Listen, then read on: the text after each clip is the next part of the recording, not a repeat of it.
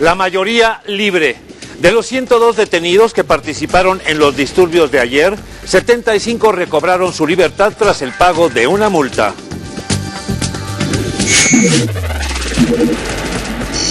Piden castigo. El responsable de la impunidad de los vándalos en las marchas es el PRD. Así lo acusan senadores. Dicen que los policías no tienen ni ley ni mando que los ampare. Reubicación y reconstrucción. Durante su séptima visita al estado de Guerrero, el presidente Peña Nieto asegura que se trabajará a gran velocidad para restablecer el estado.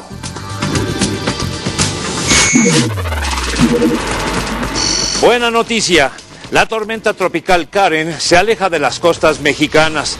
A pesar de ello, hay alerta en la península de Yucatán.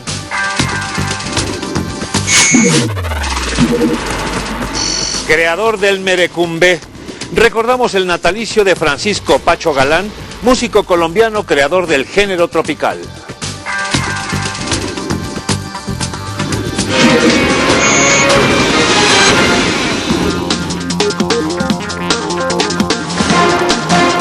¿Qué tal? Muy buenas noches, bienvenidos, muchas gracias por estar con nosotros en este jueves. Ya es 3 de octubre en este 2013, mucha información importante en esta ocasión. Mandamos un saludo a quienes nos acompañan en Acapulco a través de Avances Turísticos. Vámonos con la información.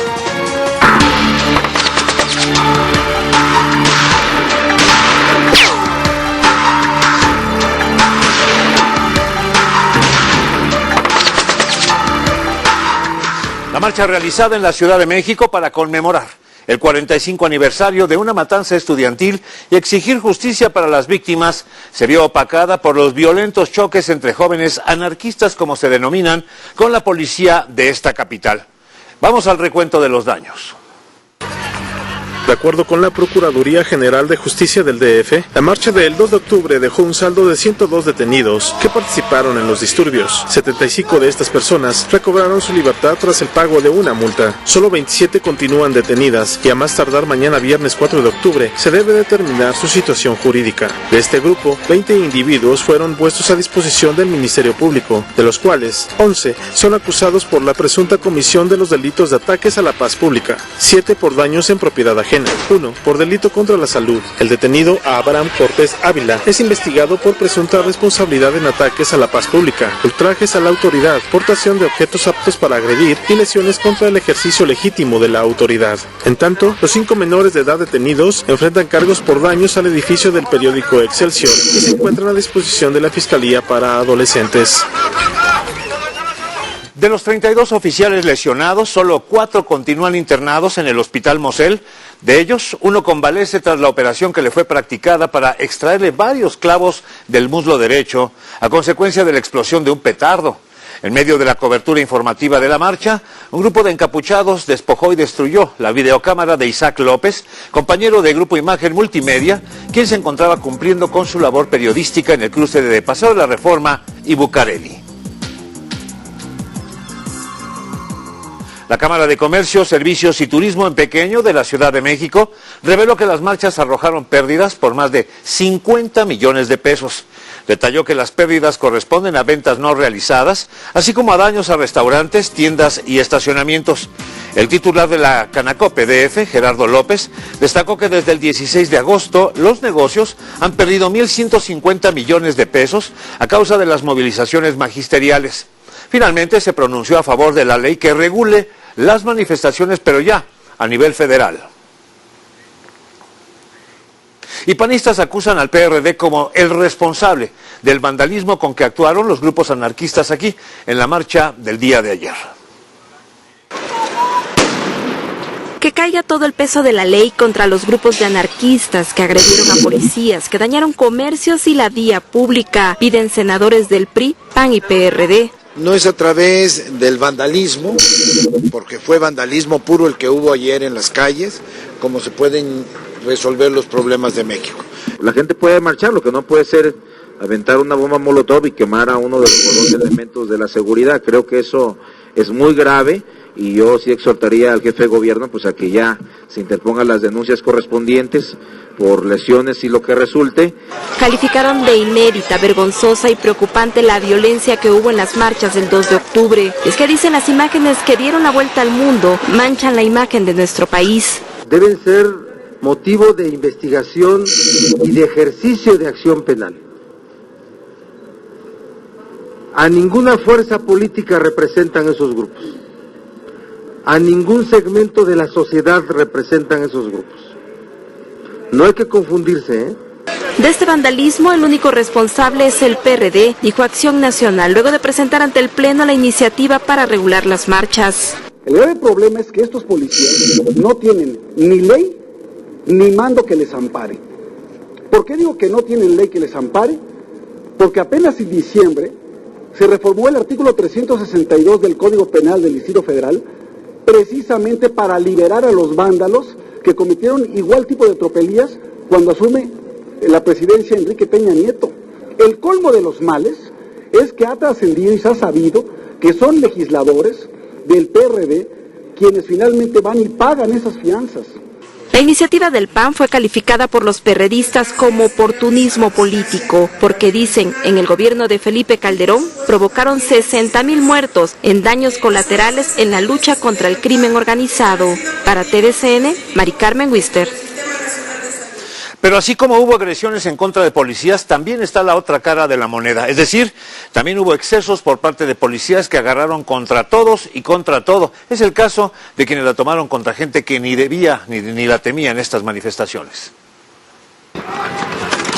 Durante la marcha del 2 de octubre se registraron varios enfrentamientos entre policías y civiles. En una estación del Metrobús que va a Lindavista se presentó esta situación. Sí. Ya lo vi. Están disparando. La policía está disparando. Se supo que durante las protestas fueron infiltrados agentes vestidos de civil, quienes realizaron varias detenciones.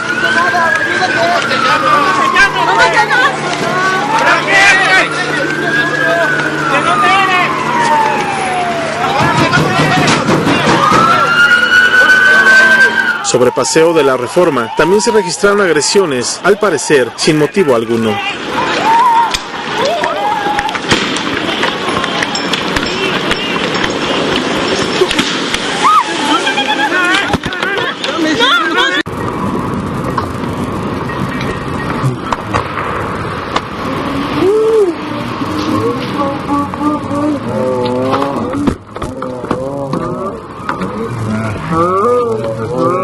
En otro punto, varios jóvenes son atrincherados cerca de unos puestos ambulantes.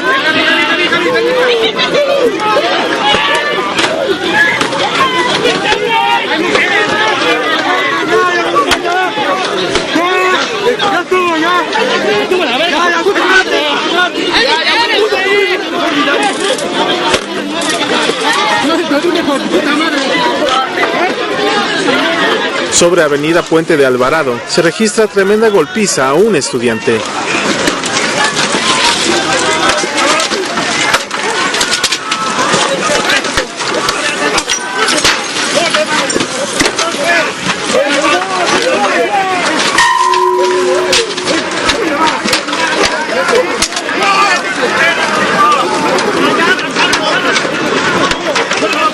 No, güey, iba escapando.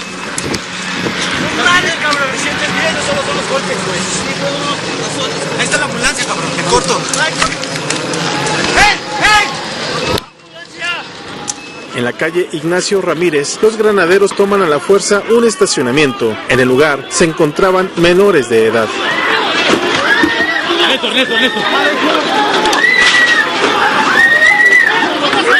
Los granaderos vinieron y nos golpearon directamente. O sea, ¿de qué nos cubrimos? ¿De los porros o de los policías? Se les está diciendo que hay niñas y ve, les valió, vinieron a pegar. El chavo ve. Perdón, ¿cuáles son sus nombres? Ya le mostramos las dos caras de la moneda. Saque usted sus propias conclusiones. TVCN, Eduardo Guzmán.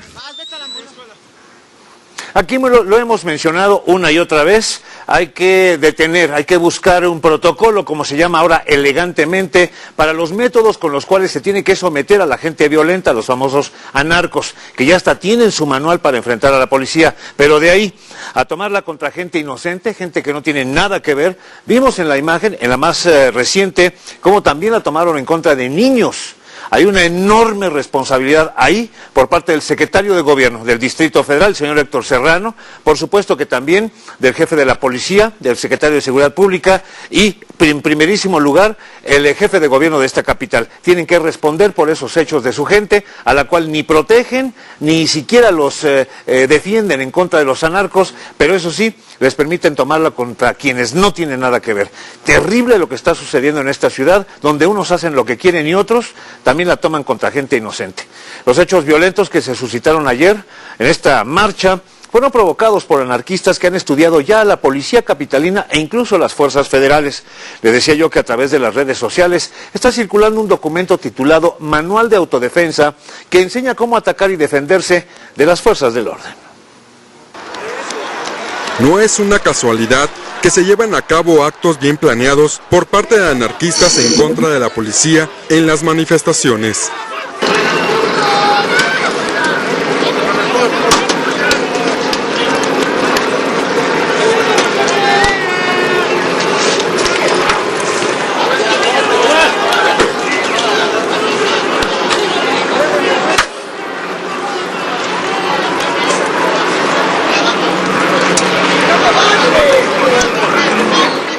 En redes sociales circula un documento de 57 páginas denominado Manual de Autodefensa. Este documento instruye a los jóvenes de cómo prepararse para una manifestación.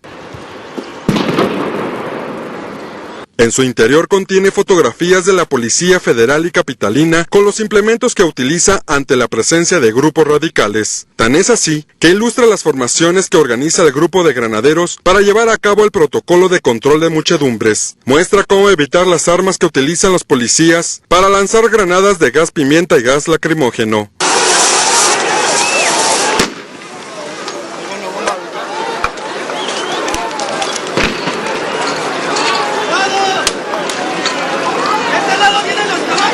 Asimismo, instruye qué aditamentos llevar para protección corporal, cascos, máscara antigases y también cómo embozarse con una simple playera de manga larga. En caso de ser detenido, el manual orienta al anarquista qué decir en caso que las fuerzas del orden lo lleven ante el Ministerio Público y salir lo antes posible de la cárcel. Explican cómo se deben preparar petardos y bombas molotov, además de cómo no ser vistos por los ojos urbanos de las cámaras de videovigilancia de la Secretaría de Seguridad Pública. Después de los hechos violentos del 1 de diciembre del año pasado, los anarquistas han estado estudiando a la policía, que en varias ocasiones ha sido rebasada por este grupo radical. Lenin Gudiño, TVC Noticias. Hay que reiterar que estos ejemplos trascienden. No solamente cada vez están más preparados, más capacitados los muchachos a través de estos manuales, sino estas conductas están trascendiendo. Por ejemplo, en las calles de Oaxaca también se vivieron momentos de tensión. Vea usted cómo varios granaderos fueron prácticamente atrincherados contra la pared por un grupo de vándalos. Como ya va siendo costumbre, los policías resisten a pie firme la agresión sin actuar en contra de los anarquistas. Como si se tratara de una lapidación, estos mozalbetes les arrojan palos, botellas, piedras, latas y todo lo que encuentran es utilizado para atentar contra los guardianes del orden. Incluso hasta utilizan un soplete, vea usted nada más. Las imágenes muestran que cada vez se actúa con mayor saña. La pregunta es, ¿estas acciones deben quedar impunes?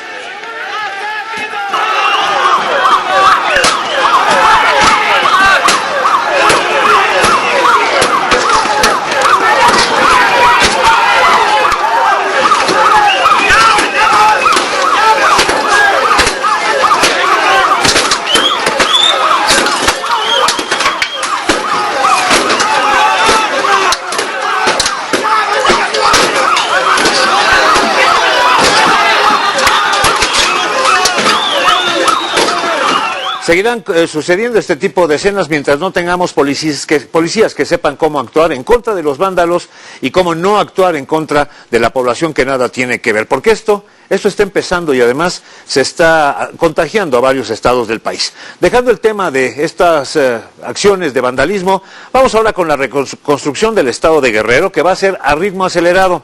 Esto lo dijo el presidente de la República el día de hoy.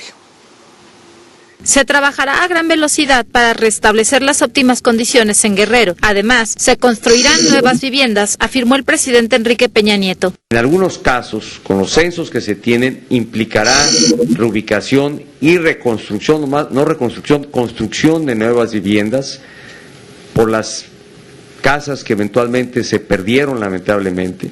Durante la reunión para la evaluación de daños, anunció que él mismo supervisará los trabajos de reconstrucción. Personalmente estaría verificando y haciendo un recorrido, un auténtico peregrinar por distintas partes del estado de Guerrero y de otras entidades afectadas para asegurarme que las instrucciones que he girado para este proceso de reconstrucción realmente se esté materializando y las ayudas estén llegando.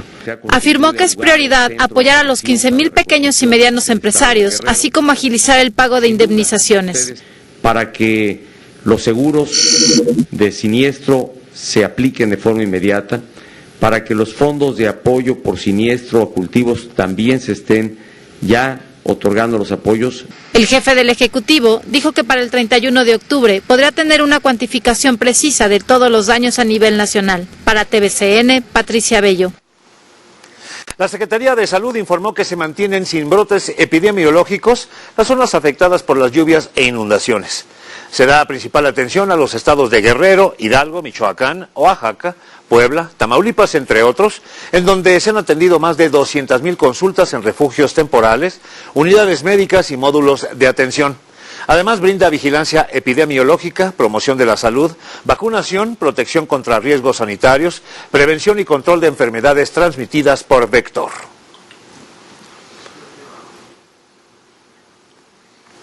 Y hasta ahora las autoridades de los 3 niveles de gobierno se han abocado al apoyo para miles de damnificados por la tormenta Manuel en casi todo el estado de Guerrero, pero falta un asunto por atender: los animales, porque entre inundaciones y derrumbes, muchos animales de granja y domésticos se quedaron sin alimento y ahora andan muchos de ellos buscando comida entre la basura y peor aún, entre el fango. Ante la situación, jóvenes de 3 agrupaciones protectoras de animales en nuestro país están llevando entre dificultades croquetas para perros y gatos que han tenido que compartir con puercos y caballos. Aquí les dejamos esta información por si acaso puede apoyar la causa. El vocero del gobierno federal, Eduardo Sánchez, informa que hay 157 decesos relacionados con el paso de Manuel e Ingrid, de los cuales 101 corresponden tan solo al estado de Guerrero. Dijo que hay 1,698,240 damnificados, 25,868 viviendas afectadas, además de 1,071 unidades médicas inhabilitadas. Vámonos ahora con la tormenta tropical Karen, que se aleja por fortuna de las costas mexicanas y va ahora hacia los Estados Unidos, donde podría llegar, pero ya como huracán. La tormenta tropical Karen se aleja de las costas de Quintana Roo hacia las de Norteamérica, a donde podría llegar este viernes como huracán categoría 1, informó el Sistema Nacional de Protección Civil. El meteoro continúa adentrándose al Golfo de México. Se ubica a 180 kilómetros al noroeste de Cabo Catoche, Quintana Roo. Ocasiona nubosidad de moderada fuerte a 300 kilómetros del semicírculo oriental y moderada nubosidad desprendida hacia las costas de Quintana Roo y Yucatán, incluso tierra adentro. Presenta vientos de hasta 150 kilómetros por hora y olas de hasta 4 metros de altura en su cuadrante noreste. Se recomienda restringir toda actividad en el Banco de Campeche, costas del norte de Quintana Roo y oriente de Yucatán. El SINAPROC emitió una alerta naranja de fase de alejamiento para Yucatán y Quintana Roo, lo que significa que el peligro es alto, aunque el ciclón ha dejado de afectar directamente a la zona. Las personas deben de permanecer bajo resguardo hasta que las autoridades lo indiquen y evitar carreteras, además de suspender actividades marítimas. Para Campeche y Tabasco, el SINAPROC emitió alertas menores. Con imágenes de Giovanni Tamayo para Notivisión, Patricia Vázquez. A pesar de las protestas de los maestros de la CENTE, de los maestros disidentes, el secretario de Educación Pública dijo el día de hoy que la reforma educativa va con todo y sus leyes. La reforma educativa se aplicará en todo el país, insiste el secretario Emilio Chuaifet. Son naturales porque cuando una circunstancia o un modo de ser de las cosas dura tanto tiempo, echarlo a caminar en otro sentido siempre genera inercias y resistencias, pero al final la reforma se aplicará. Anuncia la primera entrega de computadoras portátiles a estudiantes de nivel básico. Con un número inicial de 240,000 computadoras que se distribuirán a los alumnos de quinto y sexto grado de todas las escuelas públicas en los estados de Colima, Sonora y Tabasco. Colima, el primero en recibir este beneficio. Va a beneficiar a 28,000 familias colimenses de los 700,000 habitantes que somos. Es una herramienta que permite organizar las actividades, pero no solo del docente, las actividades del propio alumno y de la familia para el desarrollo de sus aprendizajes. La inversión para la licitación de las primeras laptops es de 750 millones de pesos. Len Gudiño, TVC Noticias. El paro magisterial y la falta de clases están ya afectando la aplicación de vacunas a los niños durante la tercera Semana Nacional de Salud y, cómo no, si no van los profesores, obviamente los niños no están en los salones, que es a donde llegan los vacunadores a aplicar estos reactivos.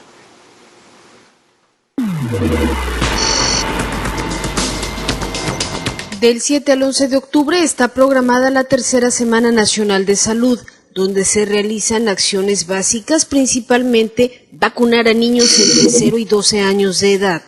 Aparte de las unidades médicas, otro punto de mucha afluencia son las escuelas, que son los espacios donde más vacunas se están aplicando, por lo que la falta de clases en Oaxaca se convierte en un verdadero inconveniente para sacar adelante esta meta a favor de la salud de miles de niños y niñas. Con la problemática que tenemos ahorita en relación a la falta de clases, la población que tenemos cautiva, le llamamos de esa manera, son los niños escolares, y vamos a tener nosotros que realizar acciones de manera intensiva. Ante ello, la Secretaría de Salud del Estado se ha visto en la necesidad de implementar nuevas estrategias de difusión con la finalidad de completar estos esquemas, entre las cuales se encuentran vacunas como sarampión, rubiola, hepatitis B, entre otras. Vamos a tener nosotros que realizar acciones de manera intensiva.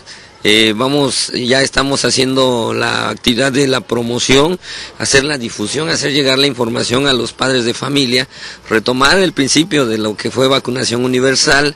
Es grande el reto que tiene el sector salud si le agregamos que en muchas comunidades con extrema pobreza solo se vacunan los infantes que asisten a clases y que incluso varios de los servicios médicos llegan con este tipo de programas a través de caravanas exclusivamente, dado el rezago en materia de salud que se tiene en el Estado. Mega Noticias, Connie Baigorria. Luego de bloquear instalaciones de Pemex en Chiapas, los maestros amenazan con ejercer más presión en esa entidad. A 72 horas de la toma de las instalaciones de Petróleos Mexicanos, los maestros dieron a conocer que esperan ejercer más presión en Chiapas hasta que obtengan una respuesta por parte del gobierno federal. Así lo abundó Pedro Gómez Bámaca, secretario de Conflictos de la Sección 7. Si el día de hoy en nuestra Asamblea Estatal, dando a conocer todas las actividades que hemos realizado desde la manifestación de ayer, y los acuerdos que ya traen por regiones, en donde hubieron cierre de carreteras, mítines, o sea, protesta generalizada el día de ayer, se acumula más fuerza y tengamos la necesidad de cerrar ya todo, pues lo vamos a tener que hacer. Por citar un ejemplo, Caro Quintero y todos los que han hecho el saqueo a la nación, están libres. Y nosotros, nuestro único delito es ponernos al frente para defender los derechos de los trabajadores. Mientras las gasolineras de Tuxtla Gutiérrez continúan abasteciendo combustible a los automovilistas, los maestros continuarán en Pemex. Claudia Lobatón, Mega Noticias. Vámonos ahora a Jalisco, donde la Secretaría de Educación en esa entidad está anunciando sanciones en contra de los profesores faltistas.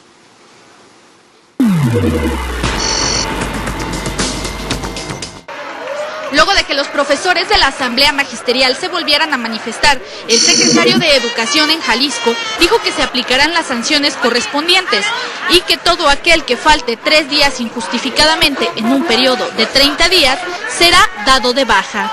En Jalisco tenemos más de 11,000 escuelas de educación pública y la inmensa mayoría de los maestros de Jalisco están trabajando por el beneficio de los jóvenes y los niños del Estado.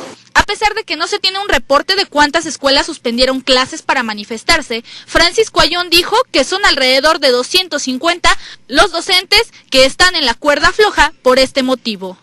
En otro tema, y debido a las lluvias que han afectado al Estado, el titular de la SEC dijo que hay escuelas que han sufrido severas afectaciones. En esta semana ya tuvimos algunos reblandecimientos y yo creo que la afectación será alrededor de entre 8 y 10 escuelas del Estado. ¿De la zona sur? De todas las zonas. Hay algunos municipios en la zona sur, hay algunas escuelas en zona metropolitana. Hasta el momento se han suspendido clases en 10 planteles debido a las afectaciones en el inmueble. Aria René Vidaurri, Central Noticias. Un juez federal negó un amparo a Héctor Javier Villarreal Hernández. Él fue tesorero del gobierno de Coahuila. Y bueno, todo esto es por participar en un fraude de más de 5,000 millones de pesos durante el gobierno de Humberto Moreira. Con esto, Villarreal Hernández pretendía evitar el auto de formal prisión que se dictó en su contra desde el pasado 2 de diciembre. El juez estima que la acusación por fraude que se le hizo está debidamente acreditada y no viola sus derechos humanos.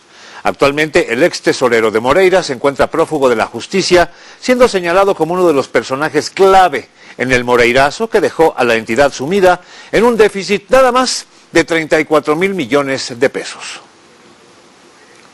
Y en el Senado se reanudaron esta misma tarde los foros para analizar las iniciativas de reforma energética, los que abandonó el PRD y también el PAN, tras argumentar que no eran equitativos y que había desorganización. Los foros del PRI fallecieron el día que nos separamos de los mismos. Ese día se expidió su acta de defunción, certificado de defunción. Ya lo demás es una insistencia. Yo no sabía que era Dios Barbosa. Me parece una buena ocurrencia de Barbosa. ¿Qué le parece si nos vamos con la pregunta de esta noche? Y bueno, tiene que ver con las más recientes declaraciones del secretario de Educación Pública. Usted la ve en su pantalla y es bueno, la pregunta de hoy, ante la inactividad escolar de hasta 7 semanas ya en estados como Oaxaca, Michoacán y Chiapas, entre otros, bueno, pues ¿qué opina usted de las declaraciones del secretario de Educación Pública, quien asegura que la reforma educativa va? Dice Normita, va, pero va a valer cacahuate porque no se ve nada serio, lástima de propuesta. Arturo Beltrán, pues no creo que vaya, finalmente se impondrá el poder del Estado. Ricardo, demagogia y verborrea, reformas pueden ir y venir, el problema es la calidad de la educación en México. Adriana, qué desfachatez y descaro. Melina, dice, la reforma educativa, el señor la entiende, ha visto cómo estamos, en fin, ya basta de estos tontos que tienen solo un gramo de cerebro, basta. La señorita Martínez, en efecto, tiene toda la razón, va pero para atrás. Serio retroceso en la educación en México, si de por sí la OCDE, UNESCO y otros organismos internacionales califican a México muy mal en materia educativa. Rosario, Enrique, la reforma, la verdadera, la que cambió plan y programas, ya es. Estas leyes solo son para que la reforma actúe y tiene que ir. Josemir, ¿qué más puede decir ese inútil? Ya no ve lo duro sino lo tupido, y por el sueldo que tiene, pues debe aguantar y nada más le queda decir que la reforma va y ya está cumpliendo, o como diría el inútil mayor, que los avances se verán en unos cuantos años. Mientras tanto esperar o le van a dar cuello. Pepe, lo que hay que ver hasta dónde les afecta a los maestros a su contrato colectivo de trabajo la reforma, porque aquí es donde centran su discusión los maestros. Francisco, si el 90% de los maestros está trabajando y los demás no, pues que vaya la reforma, puras promesas. A mí se me hace que el arreglo está por llegar, como siempre, creen que somos idiotas, pobres gobernantes ilusos.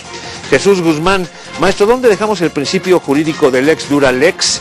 Aida, pero no dice a dónde va. ¿Será que va, pero a mejor vida? Paloma, puro pájaro nalgón. Sí, si ni dejan que esas regiones hagan el censo, ellos mandan y nadie les dice nada. Pues muchas gracias. Gracias por sus respuestas, tenemos muchas más, pero también tenemos, como siempre, esto que es lo que sigue. Antes del corte, vea usted cómo desciende este hombre en un kayak. Va por un canal, como usted bien observa, va por un canal apenas, pero se monta en su kayak y llega a alcanzar velocidades de hasta 56 kilómetros por hora. Observe cómo se lanza y pues la adrenalina a todo lo que da. Sin sufrir un rasguño logra desembocar en el Océano Pacífico porque este canalito llega finalmente al mar. Esto sucede cerca del pueblo de Lions Bay, en territorio de Canadá.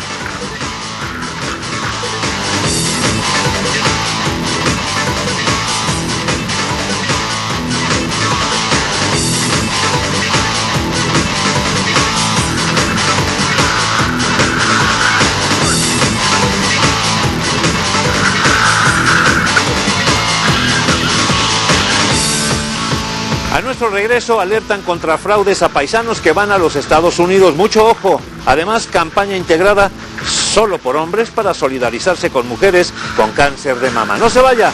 Volvemos después de 4 minutos.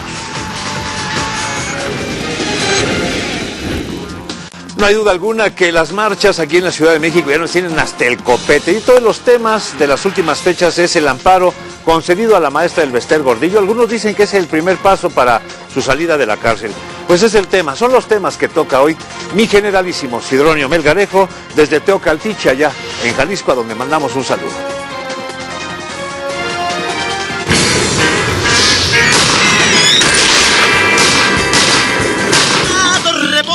¡Compadre Pitacio! Ayer no lo vi. Pues yo tampoco lo vi a usted y no le estoy reclamando. Pero yo sí vine a pelear y usted no. No sabe la peleada que me di con los marchistas porque no me dejaban pasar. Lo que sí no supe fue si me peleé con los de la coordinadora, con los de la marcha del 2 de octubre, con los del sindicato de electricistas y luego por Calzada de los Misterios había otra marcha, nada más que aquí iban muy tranquilitos, rece y rece. Esa no era marcha, era peregrinación a la villa. Pues igual estorban. Ya son tantos los marchistas que esto resulta un descaro. El costo por horas, hombre, resulta bastante caro. Las marchas tienen al pueblo sumido en el desamparo. Pues la que consiguió amparo fue Elvester Gordillo. Pues ella salió más aguzada, porque el gobierno federal nomás pudo conseguir una orden de aprehensión y ella consiguió 3 amparos. Dicen que el juez que los otorgó ni siquiera estaba enterado del caso. Pues es que cuando las órdenes vienen de arriba, ni necesidad hay de saber nada. Pero ¿qué caso tiene que el gobierno federal la mande encerrar y el mismo gobierno federal le facilite la salida? Es que cuando ella estaba libre no había tanto relajo. Y eso que dicen que robaba a 2 manos. No, compadre, no. Se le acusó de manejo de recursos de procedencia ilícita. ¡Ah, hijo! ¿Qué no eran recursos que le daba el gobierno? Pues sí, los salarios, las cuotas de los profesores, pues ella los manejaba. Pues si eran recursos de procedencia ilícita, quiere decir que el gobierno está lavando dinero. No, ¿cómo cree? Mire, el amparo se lo otorgaron porque la PGR integró mal el expediente. O sea que el señor procurador y su equipo son unos ineptos, porque teniendo todos los elementos para ganar el caso, lo están perdiendo por ignorantes. A lo mejor un arreglo político. ¿Y ya con eso? ¿Y todo lo que dicen que se robó ya no cuenta? El caso de la Gordillo contra la razón atenta. Que salga libre de culpa es para el pueblo una afrenta. Si la política manda, la ley para nada cuenta. Oiga, compadre, ¿y si nos dejamos de revolucionarios y nos metemos de políticos? No, compadre, no, gracias. Mire, yo todavía puedo ser asaltabancos, salteador de caminos, secuestrador, ordeñador de ductos de Pemex. No tengo necesidad de caer tan bajo. Si me toca morir en las filas, pues ¿pa' qué? No hay duda que de las grandes necesidades entre los mexicanos está el estar bien de salud, el tener pues una casa, pero también tener un buen empleo. Y es por eso, en la búsqueda de un buen empleo que se aprovechan muchos, tenga usted cuidado. Ya el año pasado estuvimos desenmascarando en Tlaxcala, en Zacatecas, en Jalisco, en todos los estados de la República, estos lugares, estos despachos donde le prometen a la gente trabajo en Estados Unidos o en Canadá. Pero tenga usted mucho cuidado porque alerta el consulado de los Estados Unidos, por ejemplo, sobre estos fraudes a nuestros paisanos. Así que este es un mensaje para quienes buscan el famoso sueño americano.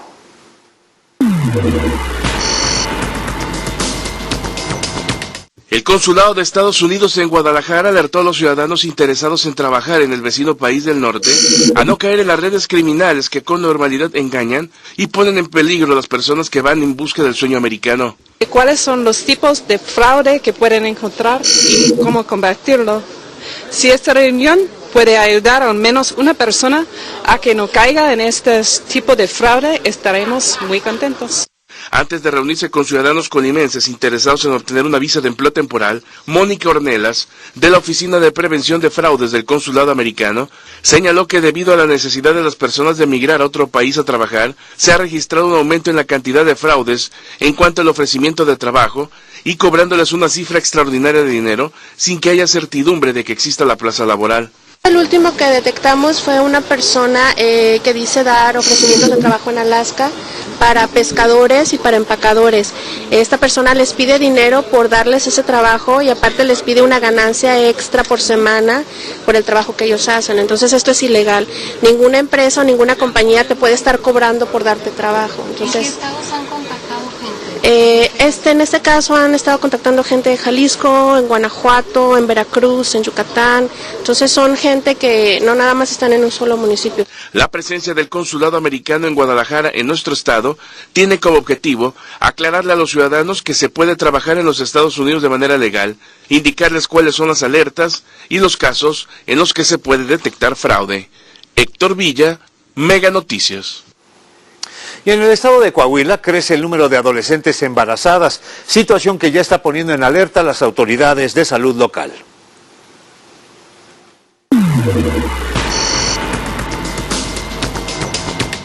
Niñas hasta de 10 años han resultado embarazadas en Coahuila con el consiguiente riesgo para su salud y la de sus hijos. Por eso vale la pena que los adolescentes puedan prevenir los embarazos no deseados y que se les faciliten los preservativos, afirmó el subsecretario de Salud. He visto que se han incrementado el número de embarazos en adolescentes y esto es preocupante. Las estrategias que se han estado buscando para abatir esto, pues una de ellas es la distribución de preservativos. Todo el mundo tenemos de contribuir, ¿sí? ¿Por qué? Porque un embarazo en adolescente ya es un embarazo de alto riesgo. Seguro Social. En este año tenemos un registro de 27.110 embarazos, de los cuales 5.483 han ocurrido en mujeres de 15 a 19 años, en adolescentes entre 15 y 19 años, y 120 entre los 10 y los 15 años. Es alarmante, ¿no? O sea, entre 10 y los 15 años, entonces es mejor darles un preservativo, yo creo, ¿no? Con la cámara de Gerardo López para RCG informó Eduardo Sarabia. Y precisamente ahí en el estado de Coahuila está ahora la discusión sobre poner o no poner máquinas expendedoras de condones en las escuelas. El coordinador de la Comisión de Salud, diputado José Refugio Sandoval, dijo que básicamente lo que se está buscando con la reforma que se adiciona un artículo a la Ley de Salud, el 112 bis, de que los hoteles, restaurantes, cantinas, bares tengan este tipo de máquinas expendedoras de preservativos, no es únicamente para las escuelas que tengan este tipo de servicios. Sin embargo, no se contemplan sanciones para las escuelas que no tengan este tipo de aparatos en sus instalaciones. Reforma que adiciona un artículo a la Ley de Salud, el artículo 112 bis, en el que se está solicitando que las instituciones educativas, pero los hoteles, los restaurantes, las cantinas, los bares las estaciones de camiones, los aeropuertos tengan estas máquinas. No es únicamente para el tema de las instituciones educativas, tengan este tipo de servicios. ¿Qué está pasando en Coahuila? Diario, alrededor de 15 niñas entre 12 y 19 años salen embarazadas, embarazos no deseados en adolescentes. Tenemos un promedio de 6,000 adolescentes que se embarazan cada año. Y además un gran número de jóvenes que están padeciendo enfermedades de transmisión sexual. ¿Qué es lo que pasa? Pues que tenemos que atenderlos de cierta manera. Tiene que haber una campaña agresiva de educación sexual. El repartir los condones no va a ser la solución. Es una de las soluciones, una de las acciones que está tomando el gobierno, que quiere tomar el gobierno para prevenir este tipo de casos. RCG Noticias, Carlos Castillo Borja. A 5 meses de crearse la Fiscalía contra la Trata de Personas, la Procuraduría de Justicia Capitalina ha detenido a 90 involucrados en el delito de trata. A 5 meses de su creación, estos son los resultados de la Fiscalía contra la Trata de Personas de la Procuraduría de Justicia Capitalina. Tenemos alrededor de 14 casas de citas, tenemos algunos antros, tenemos más de 120 operativos, alrededor de 90 agentes consignadas, más de 200 víctimas rescatadas. La fiscal detalla del cómo son presionadas las mujeres para trabajar en el sexo servicio. Embarazan los tratantes a las víctimas, les retiran a los hijos y ese es un medio de coerción. Mediante esponjas con vinagre se las introducen vaginalmente para que en su periodo menstrual ellas siguen trabajando. O sea, sabemos que es la esclavitud moderna, sabemos que a las víctimas las traducen en mercancía y en ellas ejercen un derecho de propiedad. Según la Comisión Nacional de Derechos Humanos, la trata de personas es el segundo delito que genera ganancias millonarias en México. Lenin Gudiño, TVC Noticias. La Ciudad de México tendrá su centro de investigación sobre VIH-Sida. Según cifras oficiales, en México existen más de 198,000 casos de VIH-Sida, de los cuales más de 35,000 se presentan en el Distrito Federal. Ante tal problema de salud que conlleva, el gobierno capitalino y la Fundación Montagnier construirán el primer centro de investigación para combatir esta grave epidemia. Estaremos con un centro de investigación en la Ciudad de México, que con la cercanía, que con la confianza que nos ha dado, porque él en esta presidencia tiene lugares en el mundo donde se está desarrollando esta investigación. Pues hoy esta fundación y por supuesto también el apoyo de la UNESCO estará presente en la Ciudad de México. De visita en la ciudad capital, el Premio Nobel de Medicina 2008, Luc Montagnier, asegura que actualmente existen tratamientos para controlar el virus del VIH. Desde 1996 existe lo que se llama TriTherapy. Desde entonces se han mezclado 3 o 4 medicamentos por separado. No son eficaces, pero combinadas tienen una eficacia notable que hace bajar la tasa del virus en la sangre. Al final del evento, el jefe Mancera sale del lugar para no hablar con los medios por los hechos violentos ocurridos en la marcha del 2 de octubre. Lenin Gudiño, TVC Noticias. ¿Se acuerda usted de la información que aquí le dimos a conocer en torno a una pequeñita que pues la dejaban sus padres encadenada en casa allá en el estado de Quintana Roo? Hoy, esto es lo más reciente en torno al tema. Los padres que encadenaron a una menor de 2 años durante horas argumentaron que fue para que no se escapara mientras salían a trabajar, informó la presidenta del sistema DIF Benito Juárez, Luciana Davía, quien agregó que intensificarán las acciones que permitan disminuir el grado de riesgo en que se encuentra la niñez benitojuarense. Explicó que revisaron las condiciones físicas en que ingresó la menor, quien afortunadamente no presentó signos de violencia, pero sí algún grado de desnutrición. La razón que dieron era porque los papás tenían que irse a trabajar y no tenían dónde dejar la niña, para que no se escapara de la casa. A mi punto de vista, no es una razón, es una razón que tenemos que combatir y tenemos que concientizar a la familia que no está bien, que no es normal, es un acto que puede afectar al niño en su futuro. Aunque todavía no determinan si la niña regresará al seno familiar o en cuánto tiempo lo haría, sus progenitores reciben atención psicológica. Con imágenes de Giovanni Tamayo para Notivisión, Patricia Vázquez. Una bebé que fue abandonada en una iglesia hace unos meses allá en el estado de Querétaro ya tiene una nueva familia. La bebé que fue abandonada en la iglesia de Nuestra Señora de la Luz hace poco más de 2 meses tendrá nuevos papás a partir de la próxima semana, luego de que lograron acreditar los trámites de adopción. Esto lo informó la directora del DIF estatal, María Eugenio Bueno Zúñiga. En entrevista puntualizó que la pareja tenía cerca de 2 años en espera de poder adoptar a un menor y el motivo por el que esperaron este tiempo fue porque deseaban a una niña o niño con poco tiempo de nacido. La mamá, en el momento en que se siguió los tiempos, ya a partir de que se pasó al consejo, ya se empieza un juicio.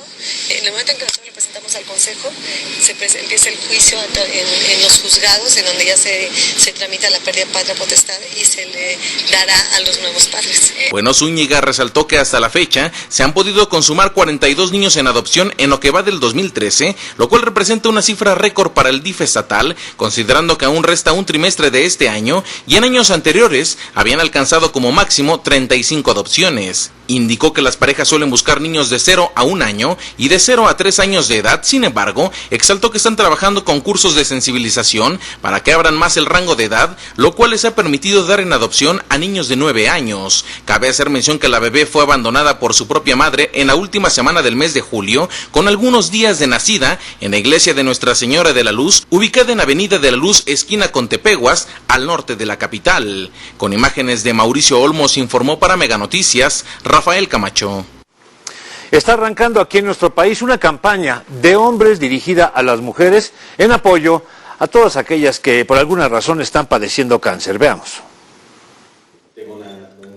Los hombres se sensibilizan con las pacientes de cáncer de mama metastásico. Nuestra tarea como güeyes muy alejados a quizás a la enfermedad o a la medicina, pues es llevar como todo esto al terreno, a la calle, ¿no? Como que nosotros poner en nuestro Twitter, un avatar apoyando una causa de estas, creo que también puede despertar en la gente cosas, chidas. Y ver que sus familiares ahora sí que no les ponen tanta atención o que las personas no les importa lo que pasa y ellos están en una tragedia y al mundo no le importa. Y eso es lo más complicado, quedarse solo al final de tu vida. Artistas, comunicadores y conductores de televisión participan en Porque las queremos, las cuidamos, campaña de sensibilización en torno del cáncer de mama avanzado, lanzada por Fundación CIMAP. Por desgracia, cada vez avanza más el número de mujeres que mueren por este mal, 14 mujeres al día en este país, es una cantidad muy fuerte, y el 90% de las mujeres son detectadas tardíamente. Entonces, esta campaña de Porque las queremos, las cuidamos en el cáncer de mama avanzado, ayuda a estas mujeres a que no se rindan, a que se sientan acompañadas. Me ha dado apoyo psicológico, apoyo grupal, me ha ayudado con prótesis, me ha ayudado con pelucas, con imagen, con muchas cosas, de verdad me ha ayudado CIMAP. La campaña consiste en difundir en los medios de comunicación y redes sociales mensajes sobre la necesidad de apoyar a estas pacientes en voz de puros varones. Y esperemos que este año muchas más personas se sumen a esta causa, porque las queremos, las cuidamos. Ante el cáncer de mama avanzado, porque las queremos, las cuidamos. Para TVCN, Mari Carmen Wister. Bueno, y en este jueves, afectado seguramente por lo que está ocurriendo en los Estados Unidos, las cifras nos indican que la bolsa pierde 1.11% y el dólar está en 13,45 centavos. Son los datos de economía y finanzas.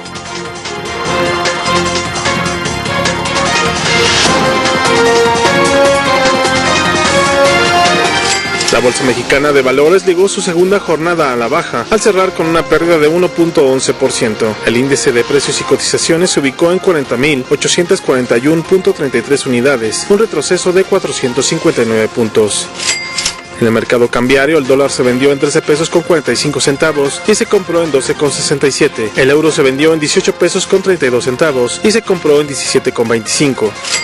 El barril de la mezcla mexicana de petróleo se vendió en $97 con 12 centavos.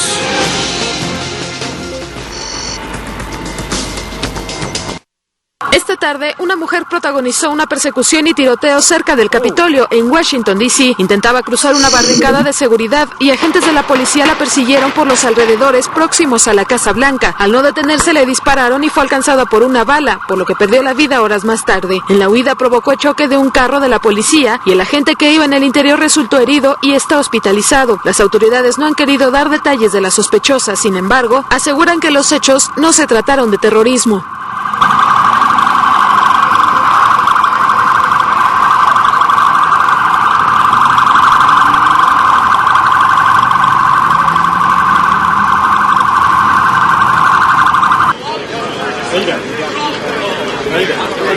Más de 130 personas murieron cerca de la isla italiana de Lampedusa, frente a las costas de Sicilia, debido al naufragio de una embarcación con alrededor de 500 africanos a bordo, una de las tragedias más graves de inmigrantes en Italia. Autoridades informaron que entre los supervivientes se encuentra una persona que puede ser el traficante que les llevaba. Los supervivientes relataron que después de pasar horas en alta mar, encendieron fuego para ser localizados, pero el barco se incendió, muchos inmigrantes se arrojaron al mar y luego volcó.